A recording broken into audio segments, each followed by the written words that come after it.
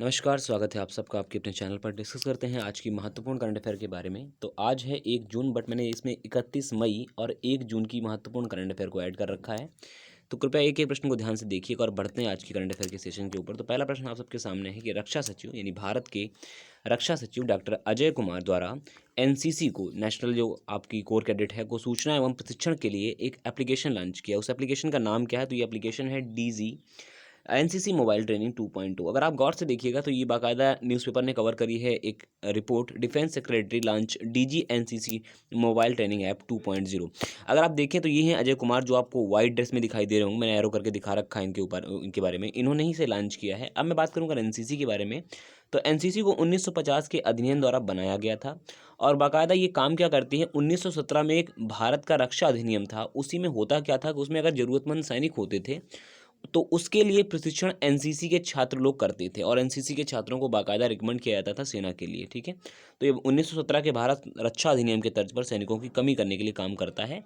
बाकायदा आज भी अगर एनसीसी की कैडेट किसी के पास सर्टिफिकेट है तो बाकायदा उसे नंबरों में छूट दी जाती है, जिससे कि क्योंकि वो बहुत सारी ट्रेनिंग ऑलरेडी कर चुका होता है जो कि आर्मी से रिलेटेड ही होती है। ठीक है, अगला प्रश्न हमारा ये है कि कोरोना की उत्पत्ति की जांच के लिए भारत ने अपना समर्थन दिया है। अगर गौर से आप ये हिंदुस्तान टाइम्स की एक न्यूज़ कवर करी गई है तो इसमें बताया गया है कि भारत ने अपना समर्थन दिया है। एक्चुअली पोजीशन क्या है? पोजीशन ये थी कि अमेरिका और ऑस्ट्रेलिया ने पहले ही चीन के ऊपर जांच के लिए कह दिया था कि डब्ल्यूएचओ से कि आप आराम से जांच कराइएगा। ऑस्ट्रेलिया ने बाकायदा अपना टीम भेज दी थी जांच करने के लिए वुहान के लिए कि आप आराम से जांच करिएगा किस तरीके से कोविड की जो उत्पत्ति हुई है, कैसे हुई, और इसके लिए भारत ने भी अपना पूर्ण समर्थन दे दिया है। ये ध्यान रखने वाली बात है। अगला क्वेश्चन ये कि केंद्र सरकार ने नागरिकता संशोधन अधिनियम 2019 के तहत बांग्लादेश, पाकिस्तान और अफगानिस्तान से जो नागरिकता आवेदन लेने प्रारंभ कर दिए हैं। तो इसके लिए पहले आप ये समझिएगा कि क्या है आपका नागरिकता संशोधन अधिनियम 2019। तो इसमें बाकायदा एक एक पॉइंट है। इसके तहत है क्या? तो इसके तहत पाकिस्तान, अफगानिस्तान और बांग्लादेश में धार्मिक उत्पीड़न के आधार पर वहाँ से आए हिंदू, ईसाई, सिख, पारसी, जैन और बौद्ध धर्म के लोगों को भारत की नागरिकता दी जाएगी। अगर मैं एक शॉर्ट फॉर्म में बात करूं या केवल एक पॉइंट में बात करूं तो इसमें केवल मुस्लिम कम्युनिटी को छोड़ करके बाकी सारी कम्युनिटी की बात करी गई है। शर्तें क्या हैं? तो शर्तें ये हैं कि कोई भी व्यक्ति, ऐसा शरणार्थी या ऐसा रिफ्यूजी जो 31 दिसंबर 2014 तक भारत में प्रवेश कर लिया है और भारतीय नागरिकता के लिए आवेदन कर सकेंगे। वही वही कौन? 31 दिसंबर 2014। ये डेट याद रखना, ये आपके लिए इंपॉर्टेंट रहेगी। ठीक है, और कहा है कि अभी तक भारतीय नागरिकता लेने के लिए 11 साल भारत में रहना पड़ता था, लेकिन नए कानूनों में जो प्रावधान दिया गया कि पड़ोसी देशों के अल्पसंख्यकों पर 5 साल भी अगर भारत में रहे हों तो उन्हें नागरिकता दी जा सकती है। ज़रूरी क्यों है? ज़रूरी इसलिए भी है क्योंकि जो वहाँ देश हैं पाकिस्तान, बांग्लादेश, या अगर मैं बात करूँ आपका पाकिस्तान, अफगानिस्तान, बांग्लादेश, अगर मैं बात करूँ, इन तीनों देशों में बंटवारा हुआ था या कहीं न कहीं इनमें विभाजन हुआ था। तो दिक्कत ये थी कि यहाँ पर जो हिंदू का कम्युनिटी थी वो बड़े बड़े पैमाने पर थी, लेकिन धीरे-धीरे घटते-घटते-घटते वो बिल्कुल शून्य के आस-पास आ गई हैं। तो इसके लिए बहुत ज़रूरी है कि उन शरणार्थियों को जो वहाँ नहीं रहना चाहते उनको यहाँ पर शरण दी जा सके। अब कई हो हल्ला काटे हुए थे कि मुस्लिमों के ऊपर बहुत भारतीय मुस्लिम हैं इसके शिकार बन जाएँगे, तो ऐसा कुछ भी नहीं है। बाकायदा स्पष्ट निर्देश दिए गए थे कि ऐसी-ऐसी चीज़ें हैं। बाकायदा सारी व्यवस्था करी गई थी। और आपको एक बात बता दूँ आपको मैं कि बहुत इंपॉर्टेंट बात है कि गुजरात, राजस्थान, हरियाणा, पंजाब और छत्तीसगढ़, यानी कि कुल 5 राज्य थे। 5 राज्यों के 13 ऐसे ज़िले थे जहाँ पर क्या करते थे, जहाँ पर शरणार्थी रहते थे। अब ये 13 ज़िलों के शरणार्थी क्या कर पाएँगे? आवेदन कर पाएँगे। इस तरीके से झुग्गियों में रहते थे। और भारत सरकार ने 2019 में नागरिकता संशोधन अधिनियम लाया था। ये संशोधन अधिनियम किससे संबंधित है? तो 1955 के नागरिकता संशोधन अधिनियम से रिलेट करता है। ध्यान रखना, इससे लगभग करीब 30,000 लोग भारत में नए प्रवेश करेंगे। ध्यान रखना इस बात को लेकर के, ये एक ज़रूरी पॉइंट है। तो आपने डेट याद रखिएगा कि 31 दिसंबर 2014 का। बाकी आगे बढ़ते हैं। अमेरिका ने रूस के साथ ओपन स्काई ट्रीटी में शामिल ना होने की बात कही है। अगर आप गौर से देखें इस मैप को तो बहुत सारे ये एयर ट्रैफिक आपको देखने को मिलेगा कि पूरी दुनिया में किस तरीके से विमान उड़ते हैं, और सबसे ज़्यादा झुंड जो आपको दिखाई दे रहे होंगे, ये झुंड यूरोपीय देश हो गया, अमेरिका हो गया, या अगर आप इंडिया देखिएगा तो इन जगह पर बहुत ज़्यादा रश आपको दिखाई दे रहा होगा। इसके लिए सबसे ज़रूरी बात होती है ओपन स्काई ट्रीटी में कि किसी भी देश को प्रमुख हथियार नियंत्रक के कहीं न कहीं एक समझौता है ओपन स्काई ट्रीटी, जिसमें होता क्या है कि किसी भी देश को अपनी सैन्य सुविधाओं पर निगरानी करनी पड़ती है विमान की। सपोज़ दैट कि यूरोप से कोई देश अगर यहाँ पर जाता है अमेरिका में, तो इसे अपनी सैन्य शक्तियों के आधार पर इसकी क्या करनी पड़ेगी? सुरक्षा करनी पड़ेगी। यही आपकी ओपन स्काई ट्रीटी है। अभी क्या कहा है अमेरिका ने? रूस के साथ ओपन स्काई ट्रीटी में शामिल होने की बात मना कर दी है, क्योंकि रूस और अमेरिका के रिश्ते अभी हाल ही में तल्ख़ हुए हैं। तो ध्यान रखना ओपन स्काई ट्रीटी क्या है, सबसे पहले ध्यान रखना ये साइन हुई थी 24 मार्च 1992 में। लोकेशन क्या थी, फिनलैंड के हेलसिंकी की। और इफेक्टिव कब हुई, अगर ये लागू कब से हुई, तो 1 जनवरी 2002 से ये लागू हो गई थी। जब से ये लागू हुई तो वर्तमान में अगर मैं बात करूँ तो 35 से अधिक देश वर्तमान में ओपन स्काई ट्रीटी के अंतर्गत आते हैं, ये बात ध्यान रखना। ये नीचे ज़्यादा पॉइंट आपको याद करने की आवश्यकता नहीं, लेकिन फिर भी कम से कम आप ध्यान रखिएगा कि लगभग 35 से अधिक देश ओपन स्काई ट्रीटी के तहत आते हैं। मसला आपको समझ में आ गया होगा क्या है क्या नहीं है, आगे बढ़ते हैं। प्रधानमंत्री नरेंद्र मोदी ने कोविड-19 के कारण जो भी कोविड-19 के कारण बच्चे अनाथ हुए हैं उनकी सहायता के लिए बात कही। अभी एक अच्छी पहल है भारत सरकार की, उन्होंने कहा है कि हम एक फिक्स डिपॉजिट करेंगे बच्चे के नाम पर, जो 18 वर्ष बाद 10 लाख रुपए का होगा। यानी कि 18 साल का अगर एक बच्चा होता तो उसके लिए जो फिक्स डिपॉजिट होगा वो 10 लाख होगा, लेकिन इन 10 लाख को 23 वर्ष की आयु तक कोई निकाल नहीं सकता। यानी कि 23 वर्ष की आयु तक होने तक इसे कोई निकासी नहीं कर सकता। तो ये भी बात ध्यान रखना। तो एक अच्छी बात है, आप कम से कम ये ध्यान रखना कि इस जो बच्चे कहीं ना कहीं जो भी अनाथ हुए हैं उनके लिए धनराशि कितनी है, फिक्स डिपॉजिट कितनी है, तो ये 10 लाख ही जरूर रखना, याद रखना, क्योंकि ये बहुत बड़ा एक क्वेश्चन बन सकता है आपके एग्जाम के लिए। विश्व तंबाकू निषेध दिवस 31 मई को मनाया गया, ध्यान रखना इस बात को लेकर के। इससे पहले WHO ने जो 1987 से इसे मनाने का काम शुरू किया था, 1987 से WHO से मना रहा है प्रत्येक 31 मई को। अभी जो एक हाल ही में डेटा आया हुआ है वो डेटा ये कहता है कि प्रत्येक लगभग एक 15 से 24 वर्ष की आयु के जो बच्चे हैं पूरी दुनिया में, उनमें 17% बच्चे ऐसे हैं जो धूम्रपान करते हैं। वही रिपोर्ट ये भी कहती है कि भारत में इसी आयु वर्ग के बच्चे जो उनकी संख्या करीब 2 करोड़ है, यानी कि लगभग 15 से 24 वर्ष के जो बच्चे हैं उनकी संख्या जो 2 करोड़ बच्चे हैं वो क्या करते हैं, तंबाकू का सेवन करते हैं। पूरी दुनिया में तंबाकू का सेवन करने वाले देशों में टॉप अगर मैं नेशन की बात करूं तो नंबर 1 पर आता है चाइना, कहीं ना कहीं पॉपुलेशन का भी प्रभाव पड़ता है। नंबर 2 पर हमारा देश इंडिया, नंबर 3 पर आता है आपका इंडोनेशिया। तो ये टॉप 3 कंट्री हैं जो कि कहीं ना कहीं इसमें आता है। चौथे नंबर पर आता है अमेरिका। तो ये टॉप 4 कंट्री ऐसी हैं जो कि सर्वाधिक तंबाकू का सेवन करती हैं, धूम्रपान करने में आगे रहते हैं। तो विश्व तंबाकू निषेध दिवस 31 मई को मनाया गया। इसकी थीम मुझे आप नीचे कमेंट बॉक्स में बताइएगा कि इसकी थीम क्या है विश्व तंबाकू निषेध दिवस की, ये नीचे आप मुझे कमेंट बॉक्स में बताइएगा। चलिए आगे देखते हैं, ये मैंने डेटा आपको बता ही दिया है। तो आगे देखते हैं, गोवा का राज्यत्व दिवस, यानी कि गोवा के बतौर राज्य की स्थापना दिवस के रूप में 30 मई को मनाया गया है।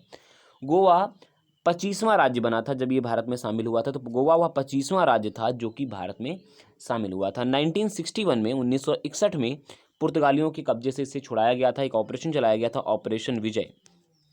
ध्यान रखना कि ऑपरेशन विजय के माध्यम से क्या हुआ, ऑपरेशन विजय चला करके 1961 में से पुर्तगालियों से आज़ाद कराया गया था। ठीक है, अगर मैं गोवा की बात करूं तो गोवा ये बाकायदा गोवा के कहीं ना कहीं जब पुर्तगालियों को निकाला गया ये तब का चित्र है। गोवा 1370 की अगर मैं बात करूं, गोवा प्राचीन समय में 1370 के समय में यह विजयनगर का एक भाग था। वही विजयनगर जो कि हरिहर और बुक्का द्वारा स्थापित किया गया था, 2 भाइयों द्वारा। इसके बाद ये विजयनगर साम्राज्य के बाद इसके बाद ये पहुंच गया बीजापुर सल्तनत के हाथों में। ठीक है, बीजापुर सल्तनत के हाथों में। लेकिन बीजापुर सल्तनत के पश्चात कहीं ना कहीं यहाँ पर पुर्तगालियों का जो गवर्नर था उसका नाम था Alfonso de Albuquerque. Alfonso de Albuquerque ये सबसे पहले यहाँ पर आता है और उसने क्या किया, यहाँ पर कब्जा करना शुरू किया और वहीं पर फैक्ट्री निर्माण किया या बहुत सारे कहीं ना कहीं गोवा का पूरा अधिकार किया। आज भी पुर्तगालियों का प्रभाव वहाँ पर देखने को मिलता है।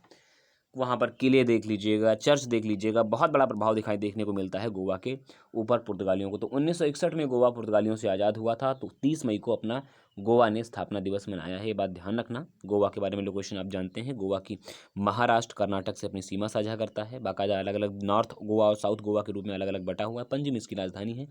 एक भाग इसका अरेबियन सी से लगता है। अगला क्वेश्चन ये है कि केंद्रीय शिक्षा मंत्री द्वारा 30 वर्ष से कम आयु वर्ग के लेखकों के लेखन में प्रशिक्षण देने के लिए एक युवा कार्यक्रम को लॉन्च किया है। कार्यक्रम क्या है देख लीजिएगा। युवा कार्यक्रम एक्चुअली है क्या, युवा कार्यक्रम पूरा उसका फुल फॉर्म है कि young upcoming and versatile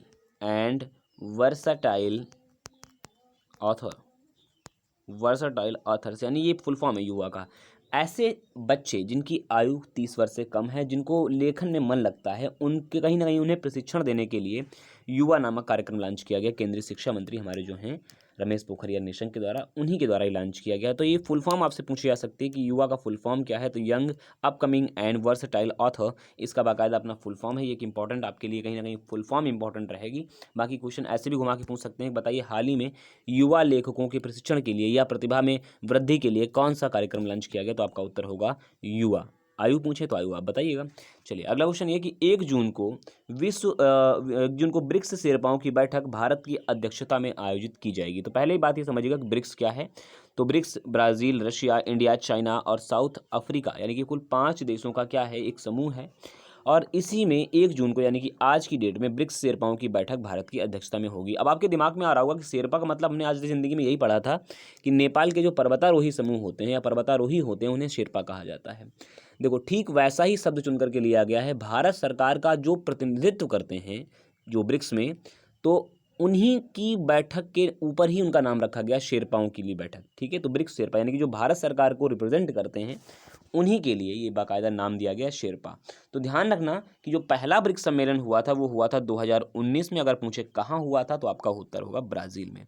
that's mean कहने का मेरा मतलब केवल इतना सा है कि ये दूसरा ब्रिक्स शेरपा सम्मेलन था।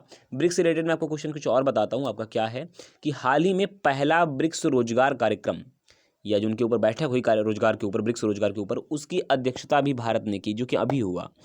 अप्रैल 2021 में ही भारत ने पहली ब्रिक्स वित्त मंत्रियों की बैठक की अध्यक्षता की। देखिए दूसरा क्वेश्चन भारत से।